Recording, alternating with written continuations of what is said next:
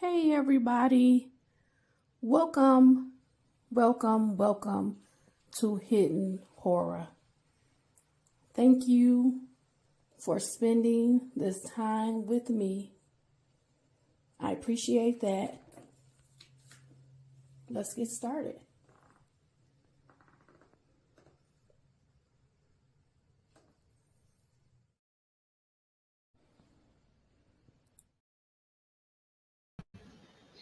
Hey everybody, welcome to Hidden Horror.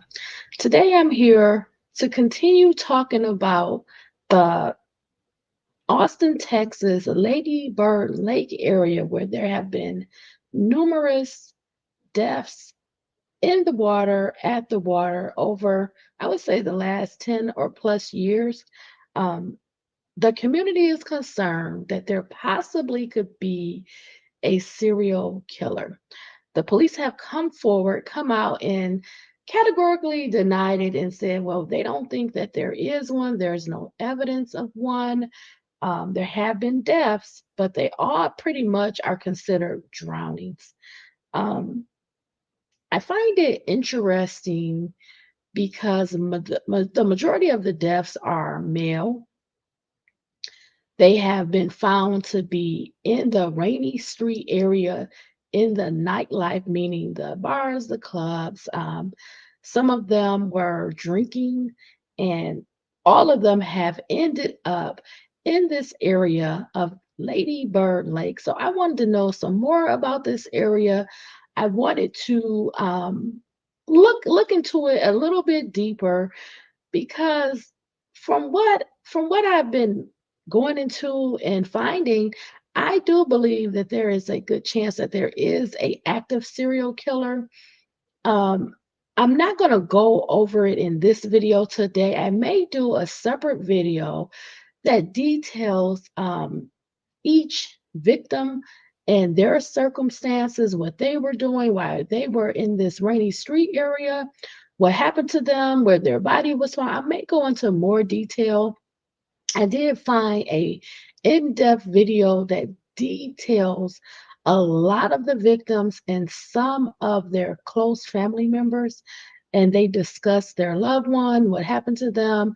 They talk about how the police handled the case, how the police they feel may have ignored some signs where there appeared to be a struggle, a fight, some injuries to their loved one, and they want their loved one case reopened, investigated, and taken more seriously, not as a drowning, but can we look into this more? Um, I think it's hard because when you don't have the support of the police during the investigation, it's very hard to um, collect video, talk to eyewitnesses after time has passed. But I believe what I'm going to talk about today, which is the petition, they are seeking people to support this endeavor of reopening these cases to see, is there any foul play? Is there a pattern? Are their loved ones being dumped, being pushed over these bridges, dropped in the water? Are they being drugged? So that's what I'm here to talk about today. But I'm going to start with a little bit of foundation about Lady Bird Lake because I'm not familiar with the lake. I did want to see it on a map. I wanted to learn a little bit more about it because the water flow runs into the lake. So I wanted to know, how large was it? You know, is this area an area that is not habitated? So is there bike trails, there walking trails? I did have some pictures and everything like that, but I wanted to know more because I'm not familiar with this area. So I'm going to use Wikipedia, and I have everything I'm talking about today. There'll be links on the Hidden Horror Facebook page, but I want to talk a little bit about the lake. And it's a little interesting. So let's get started. So Lady Bird Lake, formerly and still colloquially referred to as Town Lake, is a river-like reservoir on the Colorado River in Austin, Texas, United States. The city of Austin created the reservoir in 1960 as a cooling pond for a new city power plant. The lake, which has a surface area of 416 acres, is now used primarily for recreation and flood control. The reservoir is named in honor of former First Lady of the United States, Lady Bird Johnson. I learned that once I did a little research. Okay. Lady Bird Lake is the easternmost lake of a chain of reservoirs on the river, which is completely located in Texas and should not be confused with the larger Colorado River located in the southwestern United States. This chain, known locally as the Texas Highland Lakes, also includes Lake Buchanan, Inks Lake, Lake LBJ, Lake Marble Falls, Lake Travis, and Lake Austin. The city of Austin constructed Longhorn Dam in 1960. And I should probably show you a picture of that since I'm talking about that. Let me grab that. Longhorn Dam.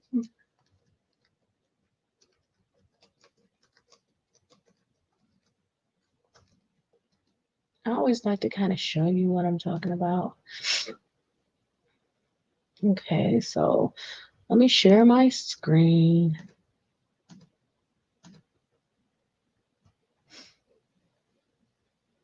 Okay. So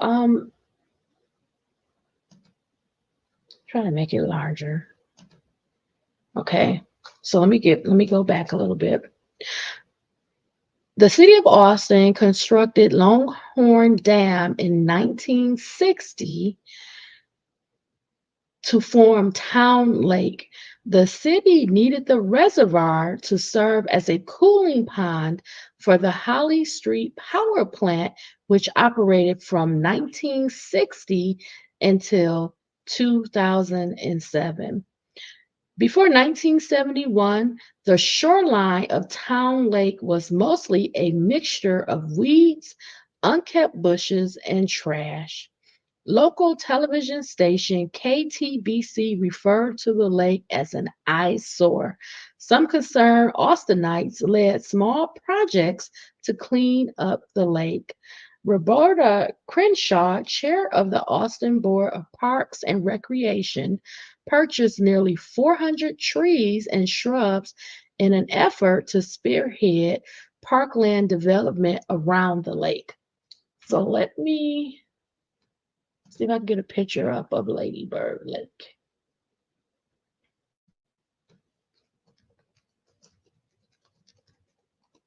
Okay. It's a very beautiful okay, so let me just enlarge it and I'll probably be able to show you maybe a bigger picture. Okay. Um let's continue. On wait a minute. I don't want to lose where I was.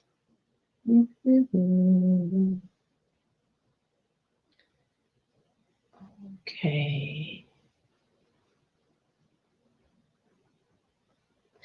During his two terms in office from 1971 to 1975, the mayor of Austin, Roy Butler, led the Austin City Council to establish the Town Lake Beautification Committee, and he appointed Lady Bird Johnson as the project's honorary chairman.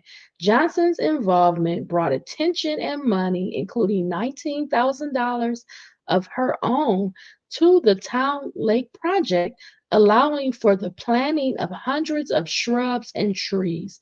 The city also built a system of hike and bike trails along the shoreline of the lake. So let's look at a few more pictures. Right, beautiful, right? Bridges going over the lake. Right. Okay, let's continue.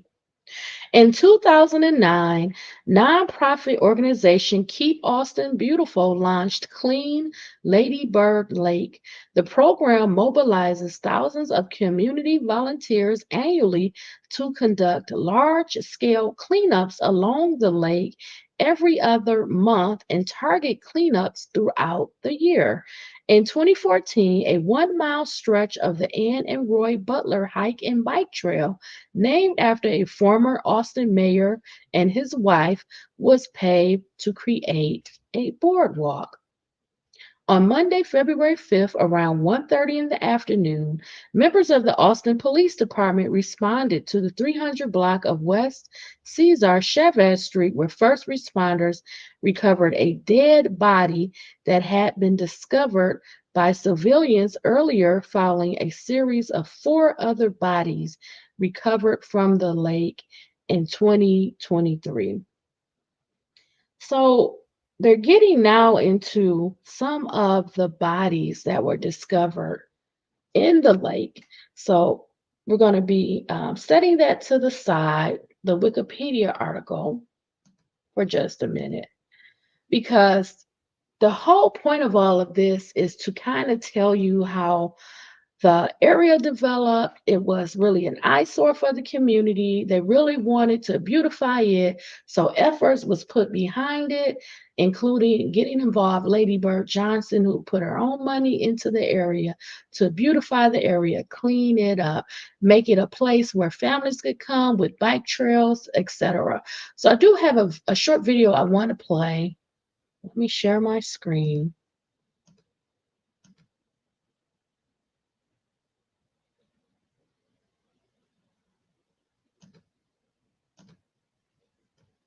So this video is by KVUE.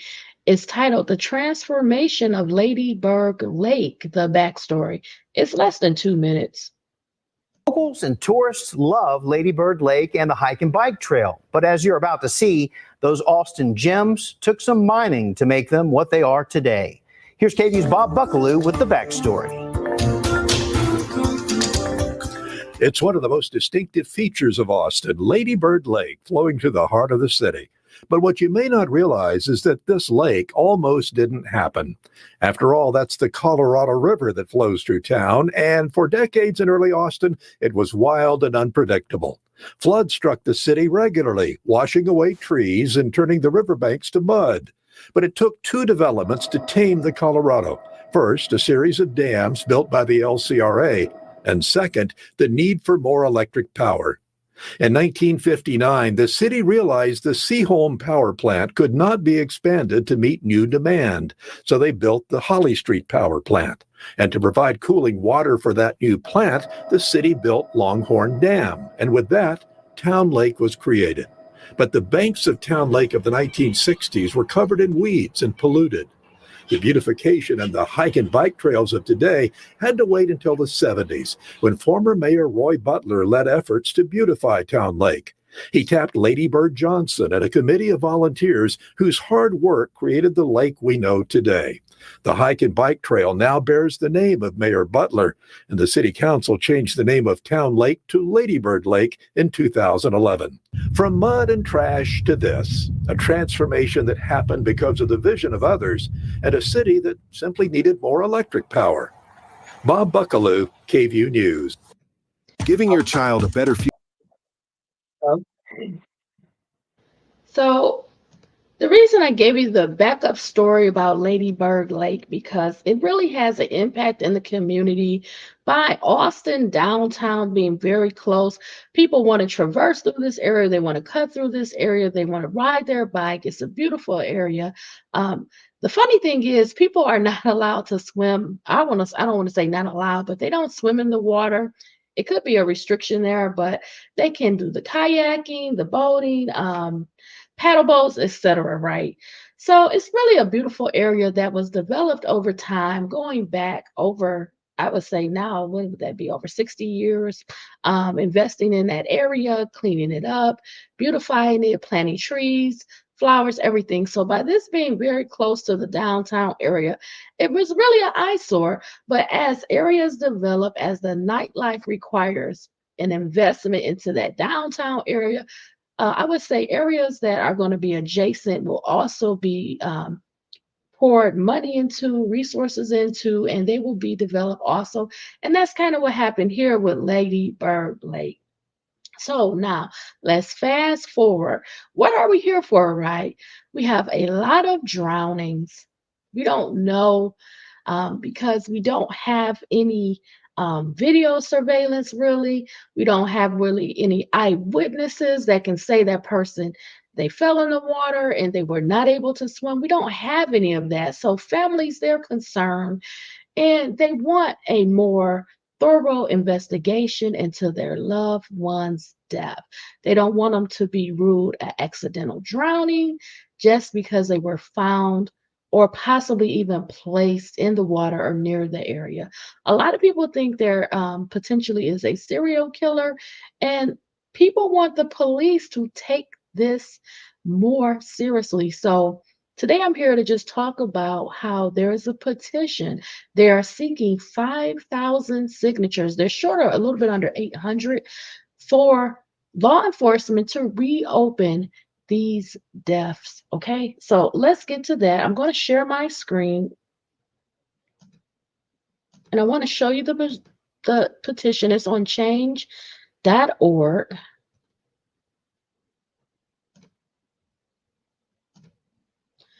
It's titled Austin Police Department acknowledged that the Austin drownings may not be accidents. They have a few of the victims here, and they're short of their goal of 5,000 signatures. So they're needing more people to sign this petition. So let's read this petition, okay? This was started by Colleen Browen.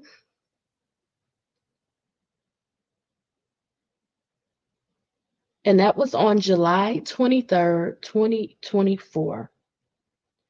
Since 2008, over 20 bodies have been pulled from Lady Bird Lake in Austin, and not a single one of these accidents has been thoroughly investigated as more than that, an accident. The Austin Police Department still refuses to acknowledge that there could possibly be a person or persons operating in the Austin metropolitan area that is targeting and harming citizens of their city. And by refusing to acknowledge this as a possibility, more lives are being lost as we sit idly by. Well, I don't think any of the families are sitting idly by. I know from what I have researched further, they're very concerned. Some of them have gone to great lengths to try to get the police to do more. They have tried to talk to people to find out information. They petitioned the city. They've gone to council meetings. They have worked very hard behind the scenes. And they also have put in efforts to try to get some more safety measures, including some officers at the lake, lighting, video cameras, etc. So they haven't sat idly by. They've been putting in the work and coming together and showing support and also bringing this news to the public so that people are aware and can get behind this endeavor, okay? But let's continue. I have spoken to multiple family members of victims who believe that their loved ones were targeted and or murdered by a person or persons that is currently operating in the Austin City area. There is a belief amongst family members of victims that their loved ones were drugged before their deaths.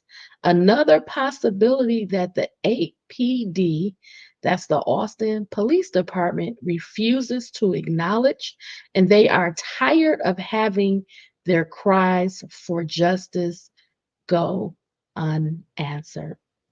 Inconsistent autopsy reports, misleading toxicology reports, unexplained injuries, unexplained routes of victim travel, leads that were never properly investigated. The APD has a lot of explaining to do, not only to the family members of victims, but to the public as a whole. The time to act was years ago. We are long past the point of calling for action. At this point, The only thing that the public sees is a lack of care and empathy from not only the APD, but from the Austin city leaders as a whole, and what appears to be corruption and injustice. We seek not only to have more protective measures put into place for those who visit Lady Bird Lake, trail cameras, adequate lighting, protective barriers, but we also demand that APD reopen some of the cases that the public believes were handled swiftly and callously. Cases that would benefit from another look include: number one, the death of Christopher Hayes Clark, whose body was discovered in the lake in April of 2023. The mother of his child claims that there were many failures in the investigation of her former partner's death, including leads that were not properly investigated, bizarre circumstances surrounding evidence that was lost, and a lack of empathy from the department. Number two, the assault of Christine Pugh in November of 2019.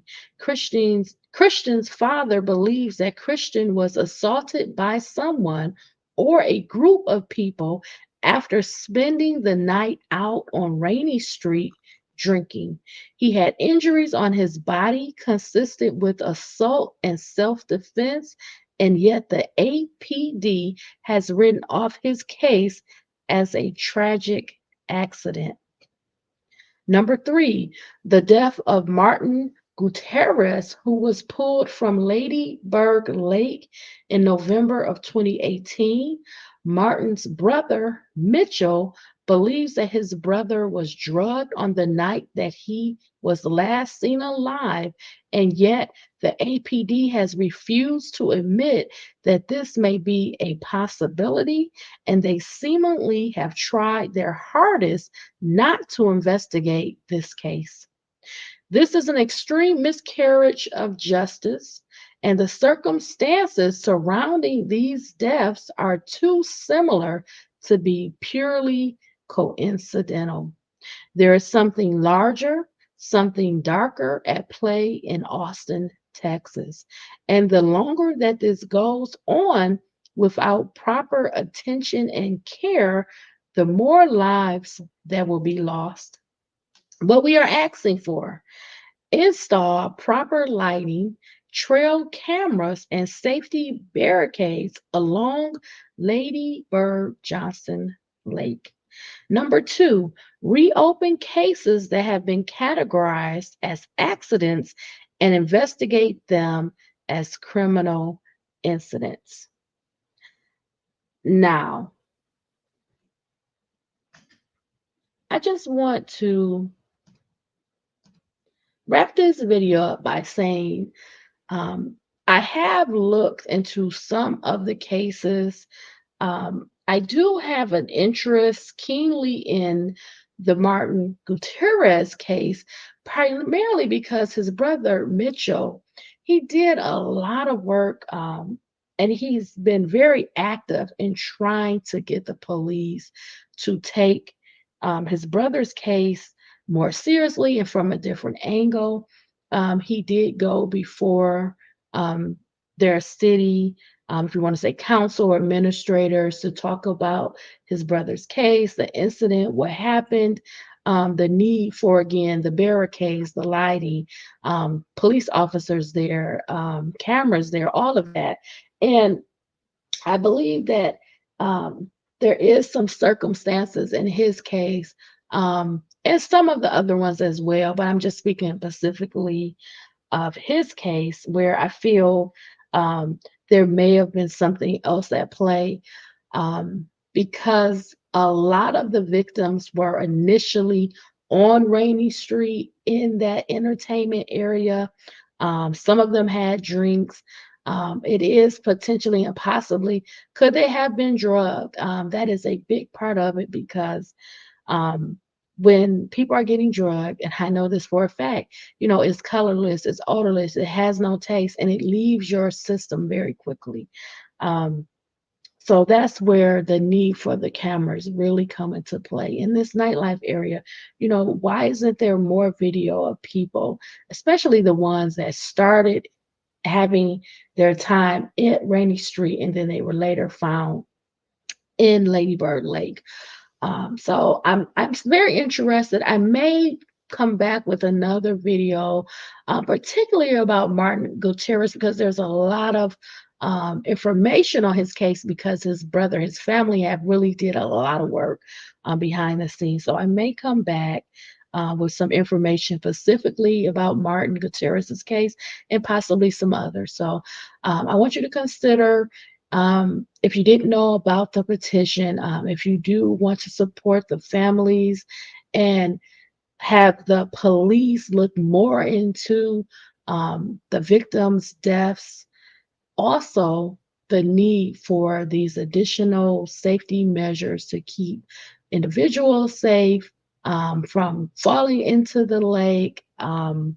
Barriers there, and then of course the cameras and some more police presence in that area. So you may want to consider supporting the petition. It's on change.org, and it's also linked on the Hidden Horror Facebook page if you're unable to find it on change.org. So thank you for spending this time with me. I want you to always remember to stay safe, stay smart, stay savvy, be well, all my friends. Have a beautiful day. Bye, everybody.